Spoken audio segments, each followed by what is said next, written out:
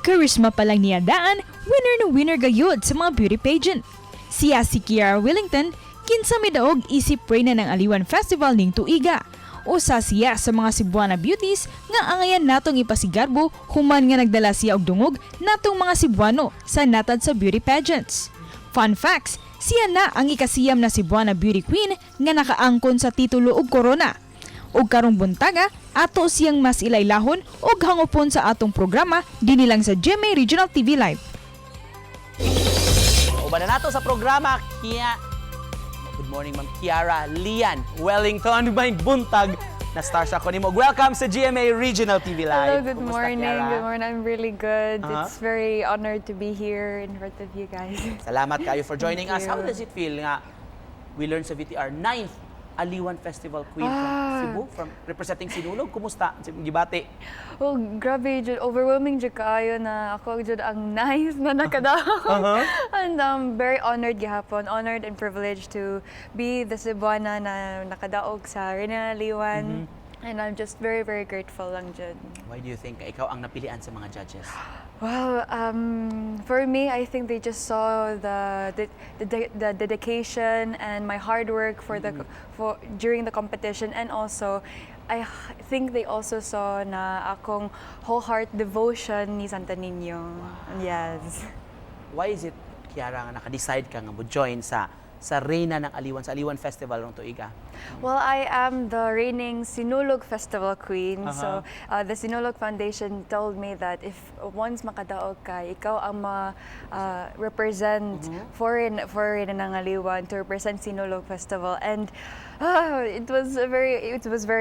very, very honored jud na ako jud ang naka-represent sa Sinulog and for Santa Niño. So how was it like? Unsa may para nimo unsa natabang pod sa imong participation kaniadto sa Sinulog Festival as Sinulog Festival Queen karon sa pag-compete na nimo sa national pageant? Akong devotion para ni Santo Niño, siya jud ang natabang jud nako throughout, and siya sad ang first with all the competitions that I've joined na nakakuyog jud nako.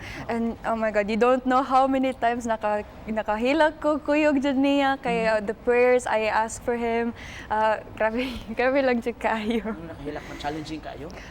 Just because I really devoted everything to him, and siya jud ang I pour out my burdens. I pray to him all the time. With my mom as well, we go to Santo Niño every Friday, and mo lang jud na. Reward ka sa imong devotion. Sa plano nimo karon, Kiara, after nimo nakuha ning titulo?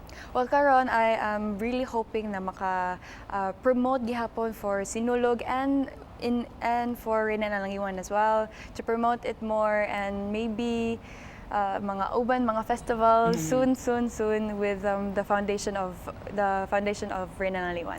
How was it like, Kiara, by the way, kaning competing sa Aliwan Festival, national naman gyud ni siya, compared sa pag-apil nimo kaniadto sa Sinulog? Well, karon it was a bit overwhelming gihapon sa siya kay knowing that I had to go to Manila and competing with a lot of beautiful queens and seeing their potential to win the crown as well. But I am just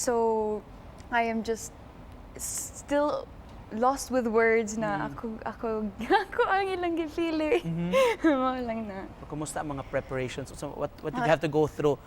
I had to do my Q&A training, my pasarela training, and everything, emotionally, physically, spiritually, and tanan-tanan.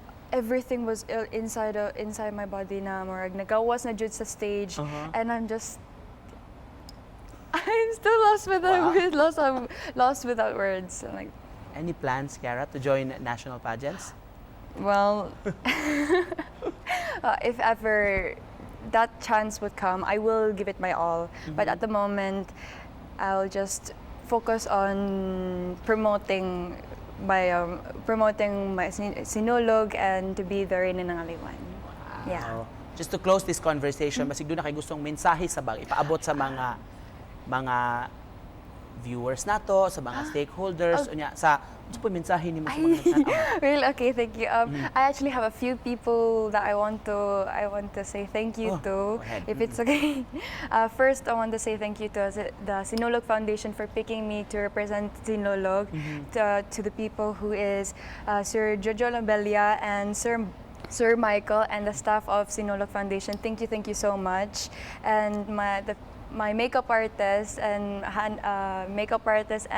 close friend, si Kuya Aldrin and si Tito and Tita Berta. Thank you so much for helping me through my competitions. Grabe jud kay sila jud ang natabang jud nako through all the competitions I've joined. And my pasarela trainer, Kuya Anton, thank you so much. Jud, grabe jud kayo. Ikaw dyan ang tabang nako sa akong walk-walk. And my 3 designers for my costume, Sir Aldo Locarnario, and my 2 gowns, Sir Hans and Sir Wendell. Thank you so much for giving me a beautiful gown. I love them so much. Thank you, Jukayo. And my Q&A trainer, Sir Ryan Mark. Thank you for helping me during my times sa akong Q&A. And Stacy's modeling. For you, Sir Stacy, thank you so much, and to all the models for supporting me during that time of my competition. KF and Father June, and for all the people, you know who you are. Thank you so much for supporting me. Wow, thank you so much. Dagan-dagan jud Walay kayo. problema. Of course, pasalamatan magyud nato ang tanang Yes. naka-contribute sa imong Yes. victory, sa imong success. Thank you so much, Kiara, for joining us, and congratulations. Thank you.